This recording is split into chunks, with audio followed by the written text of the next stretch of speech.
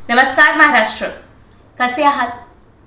मग मंडळी, महाराष्ट्र राज्याची महानगरपालिकेचे इलेक्शन्स आहे. वोट करायला तयार आहात का? बर, एक सांगा, जेव्हा आपण कपडे विकत घ्यायला जातो तेव्हा 2-3 वेळा विचार करतो.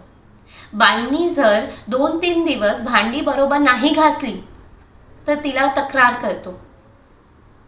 मग आता आपलं महाराष्ट्र राज्य पुढच्या 5 वर्षासाठी कोणाच्या हातात द्यायचं आहे त्याचा निर्णय घ्यायची संधी आली आहे. गाफील राहून चालणार नाही.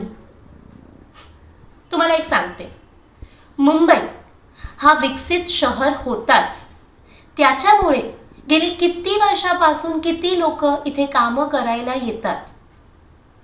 मग मुंबई हा एकटं विकसित करून चालणार नाही.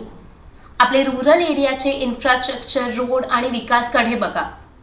विकास हा महत्त्वाचा आहेच, पण आपल्याला असं विकास नको ज्याचा खाली आपला श्वास गुदमरेल, आपली पुढची पिढी फिजिकली वीक येईल. आपल्या समोर किती आय ओपनर फॅक्ट्स आणि स्टॅटिस्टिक्स आहेत त्याच्याकडे बघा.